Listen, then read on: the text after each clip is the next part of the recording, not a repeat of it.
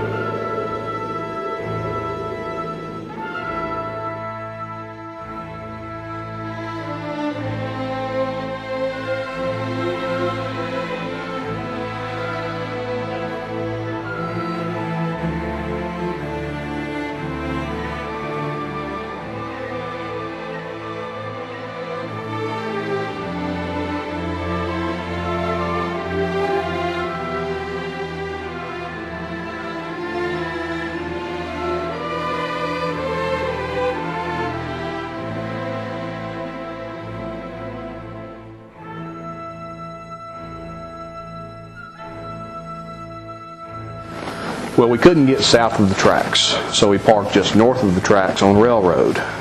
And we topped the tracks and looked at our neighborhood, and all we saw was debris.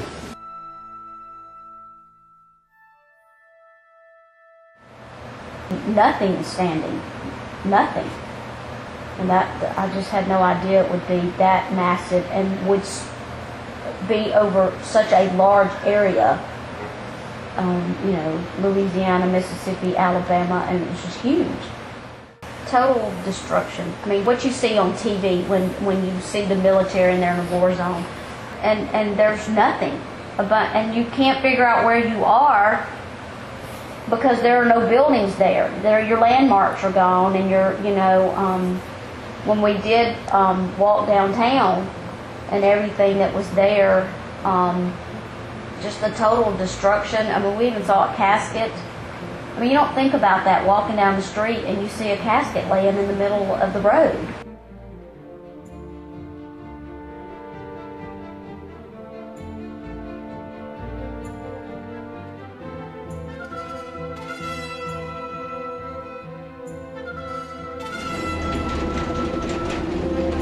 There's sort of a line of demarcation, I guess, separating our neighborhood from the rest of Gulfport. We call it the tracks.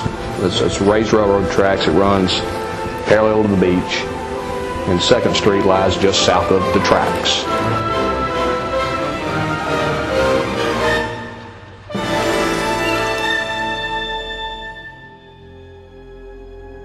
Intermittently we could get cell phone service, and then we lost that completely. But at one point, as it was going through, he was telling us, St. Thomas Church is gone, this church is gone, this building is gone. So we knew it was very, very bad before we got back.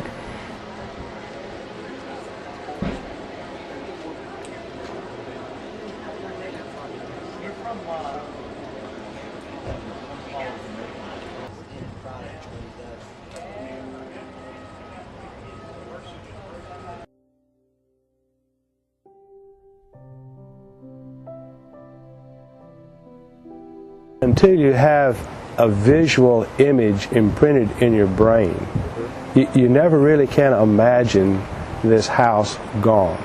You can't imagine not walking up the steps again, until you get here and you see there are no steps. And then you understand.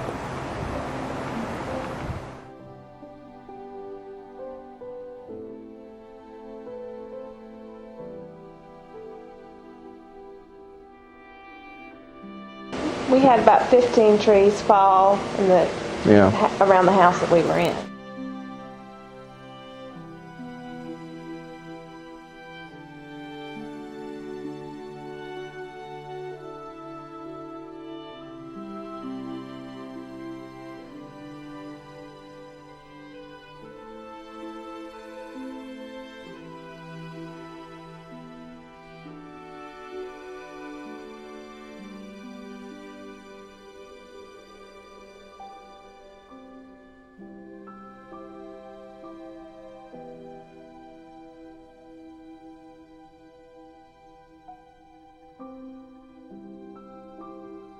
My grandfather was a preacher all of his life, and I have one of his old Bibles that I lost. I had books for all the children that I've kept, through the years, and taking pictures of their plays and things like that, and those are all gone. We just bought a new dining room table in New Orleans last year. We were so proud of, and it's in pieces. I lost all my journals. I journaled a lot in my life. I lost all my piano music from teaching. We owned a rental home on 2nd Street. It made it through Camille fine, just with a little bit of water. And when we went to check on it, it was gone. There was nothing there, just a slab. I had a lot of my grandmother's antique furniture, and I planned to pass it on to my children, So that was sad. We had to take an axe to some of it to get it out of the house. Our clerk of session lost his home just completely.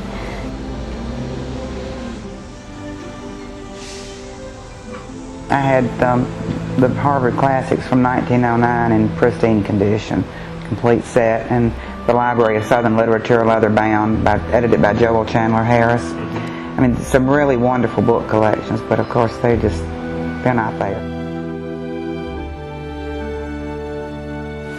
I assumed it was going to be kind of like Camille, which it wasn't. They've lost about 500 students.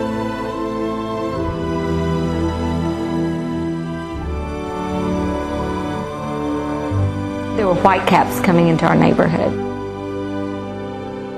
It looked like somebody Libby had told me, right, she said it looks like somebody had picked up your house and shook it, and that's what it looked like. I mean, nothing was where it was supposed to be. We had a dishwasher that was delivered before we left that was in the kitchen. It was by the front door. My husband's bedside table was found in my daughter's room, but some rooms were just hard to get in. Everything was, bookshelves were on the floor. The only things that were standing were my china cabinets that I remember, with my dishes with water in the goblets up in the cabinets. Cars were, floating and flooded out, our cars and everything like that. So all of our cars drowned too.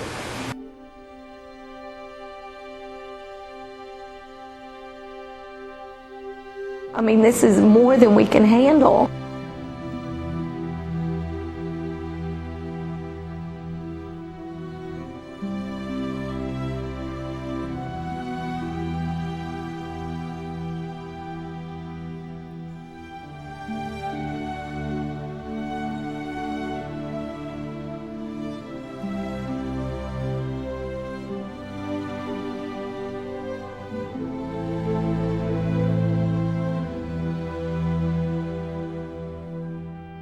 We went to our church first before we ever went home. We wanted to see our church, and it was awful.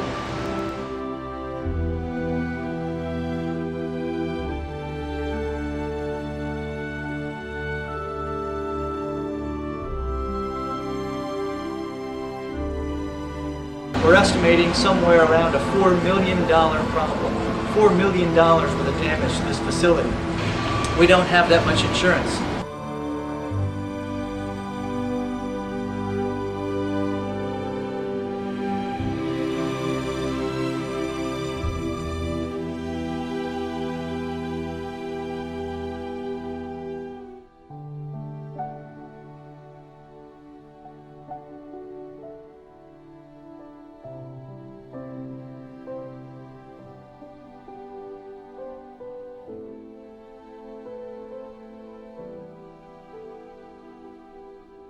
I mean, we had no electricity and we couldn't drink the water. And of course it was all nasty and full of water, that surge water that my younger daughter took a sample of back to college and called me the next day and said, "Oh, Mom, they've never seen so much E. coli in water." So we had masks and gloves, and we used antibacterial stuff just about every 5 minutes. We were really worried about diseases. We're one of the 8 out of 10, 80% of the people that got flooded and have no flood insurance. You never know when everything you own, everything you cherish, may be just taken away from you without notice, without warning.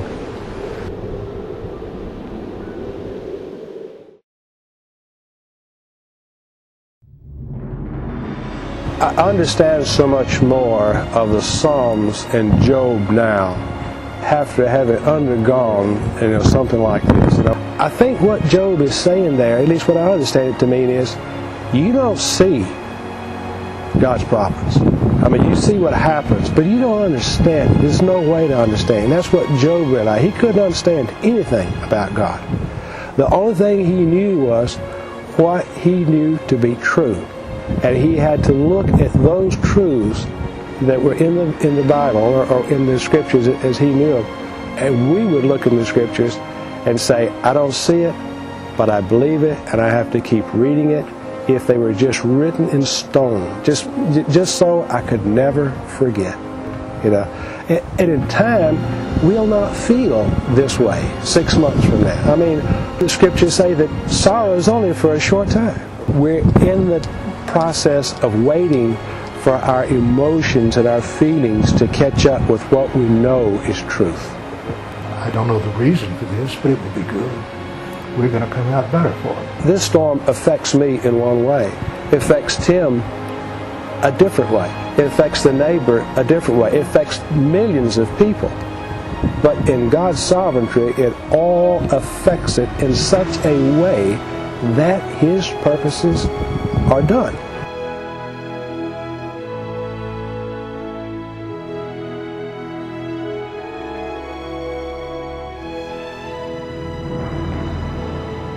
The thought kept going through my mind as we were carrying out the mud-covered stuff. Muck. That a week before that moment, that whatever was important to me. And now I'm sitting here carrying it out full of mud and muck and throwing it in a heap out by the street, and it's no longer important. Actually, the more I thought about it, I was probably thinking more of my possessions than focusing on the Lord. Maybe they were my idols, I don't know, but I just refocused. It's been a good witnessing opportunity because, in our denomination, we're not really big about knocking on doors. But people, the Bible tells us to always be ready to give a reason for the hope that is within us. And people have asked me, when I hear your story, why are you so happy? Why are you peaceful about this? And I can tell them. And it's been a wonderful witnessing opportunity on numerous occasions. I've been able to tell friends that I haven't been able to reach with the gospel. I've been able just to blurt it out, Don't worry about us. We're fine. God is taking care of us every day, and it's been a wonderful opportunity for that. The first few days we worked way too hard, and then Sunday came, and we finally, for the first, although we've known since children that you rest on the Lord's Day, we really loved that rest, and we just said, oh God, now we understand what you meant when you told us to, because it was a day that we could really go to church and not do much at all except rest and reflect about the things He's done in our lives. You constantly are reconfirmed every day of how sovereign He is. He's sovereign. He blessed us with this beautiful home. But He's also sovereign now when He has chosen to remove that from us. My hope that I'm clinging to is God's sovereignty. He's not going to leave us in this. He's going to provide for us just as He's provided in the past. God is in charge and that things will come out all right. You don't have to fear for tomorrow. Trust in the Lord. We truly believe He'll never leave us or forsake us, and that has truly been our comfort in this whole ordeal. But He has sustained us every day. We had a huge pile in front of our house. They just removed it yesterday, all the debris. And it was everything from logs to furniture to paneling and sheetrock. And, You could stand behind it and not even see our house. It was huge. And I could look at that pile and sing the doxology, although I do sing off key. These things were not mine to begin with. God gave them to us, you know. They weren't ours, and He let us use them for a while, and we're glad we had them. And if He chooses to take them away, then, you know, just praise the Lord for our families and our lives.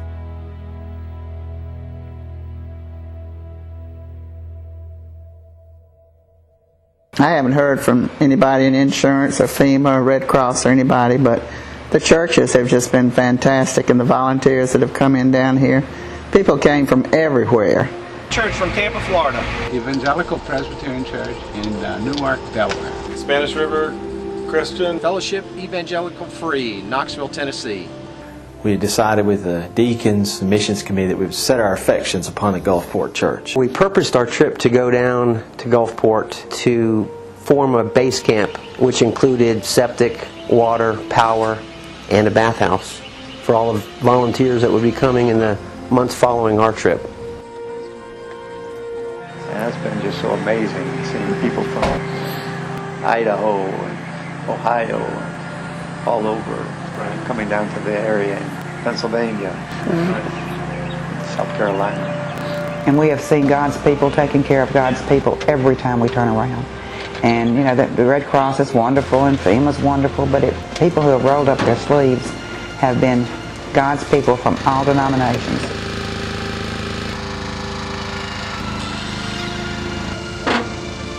Let's squeeze it like that.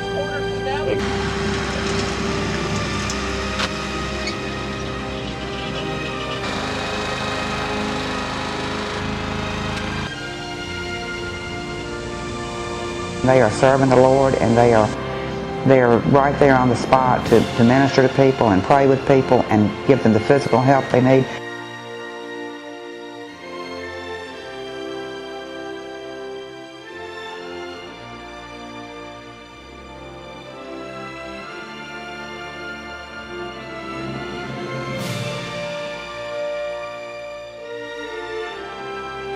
Probably the thing that impressed me the most was the ladies on the beach that had the restaurant set up, the free restaurant for the people working down there and the people that are affected by the area. Not only was the food fabulous, just their servant's heart that they demonstrated was phenomenal. It's a privilege to be the dishwashers. We're loving this. We just got a new kitchen. Happy to do it. All the glory to God. The churches came in right away with all the water and the ice and the things that you really needed, and got us through, you know, until the distribution centers. There'd be so many people there. There just would be hundreds of people waiting in line for ice and water and stuff. So the volunteers in the churches have just been wonderful. Tote this thing around the yard. Where is it? You got a level?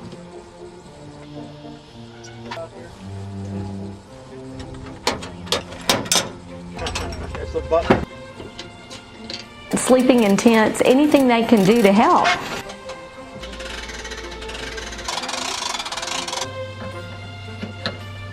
That's what we've seen, is God working through other Christians who have come when it was an unattainable task.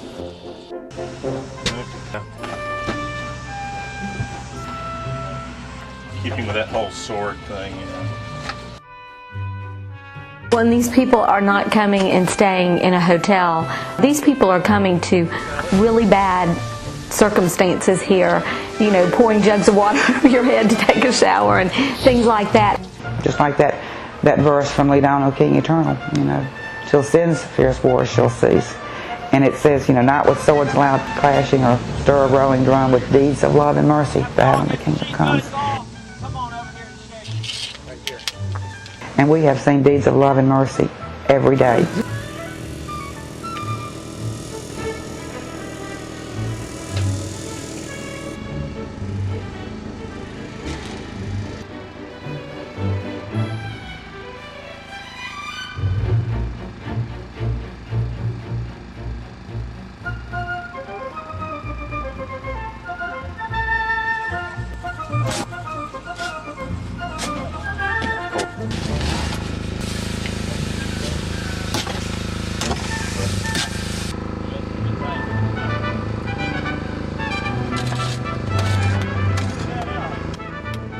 I think that it was great that there was a large group of families. There are families there, their children.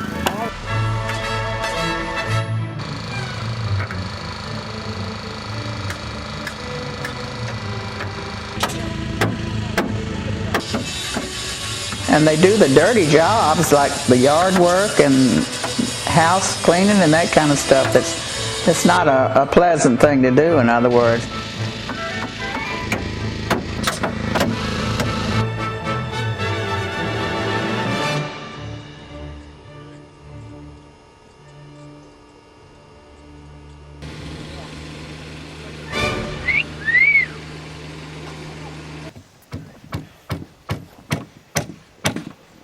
When I was there, just the camaraderie that we shared as men in the church was just overwhelming.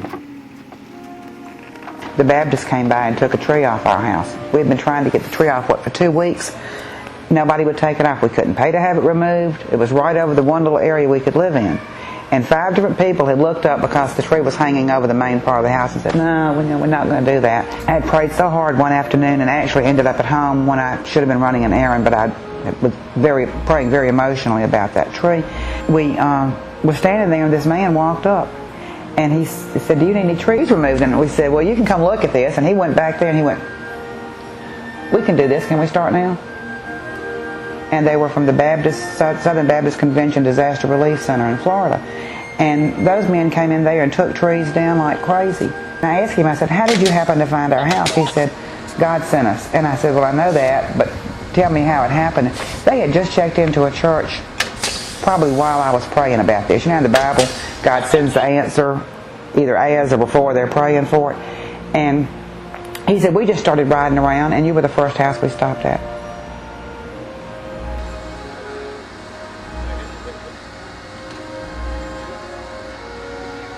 And they worked hard. I mean, we got up in the morning when the sun's coming up, and we went to bed when the sun was going down, and it was hot, and it was dirty, and it was sweaty, and we got a lot of work accomplished.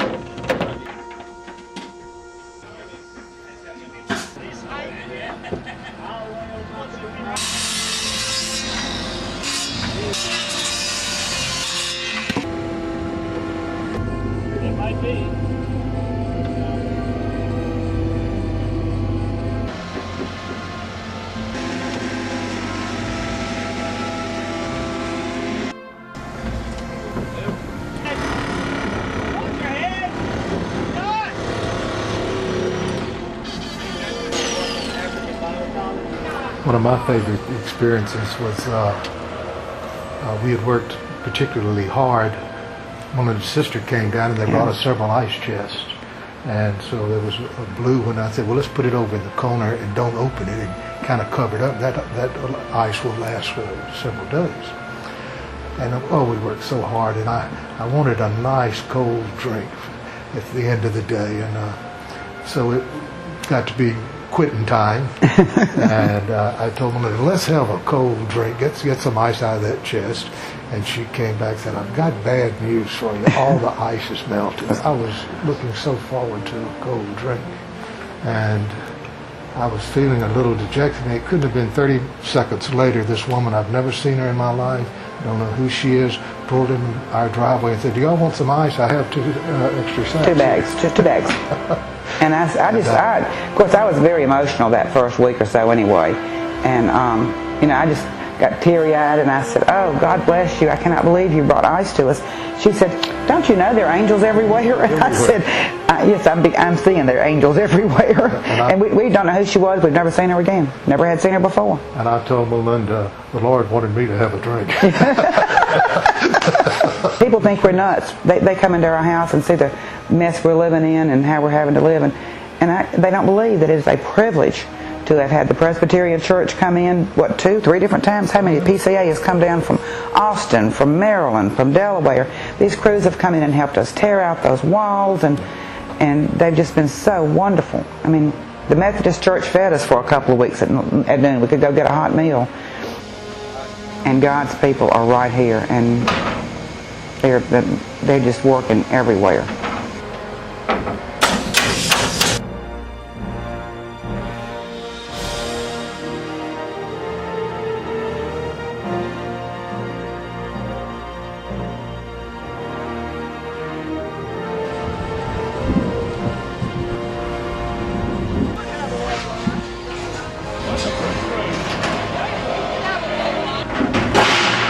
This has probably been the most reformed mission trip I've been on with regard to community, the nature of older men and younger men. So, in my opinion, it's by far been the best weekend of my life with regard to mission trip kind of thing.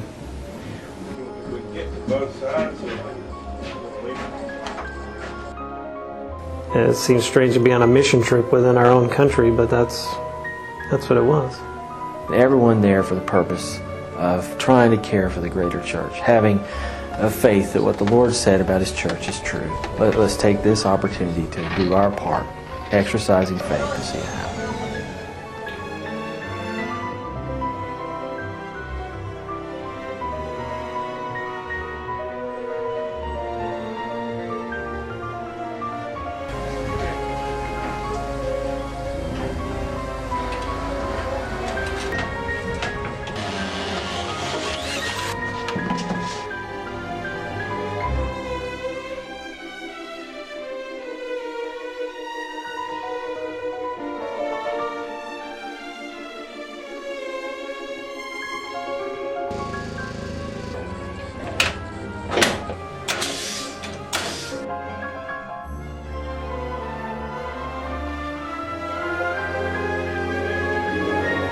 Good at it.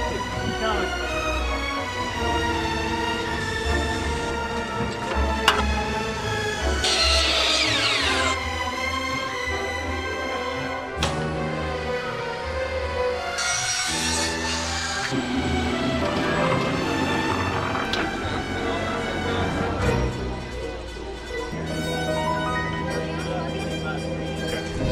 Let's clean it. There's water coming out of that pipe.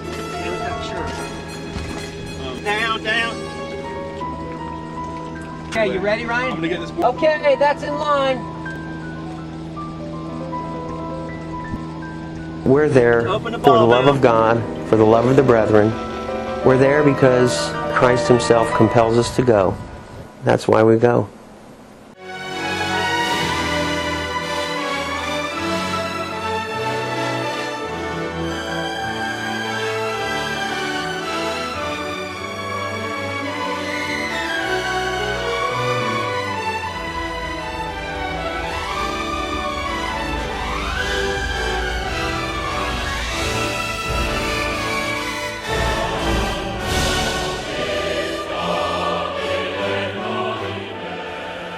This is probably one of the greatest opportunities for evangelism that we will ever get as a church group.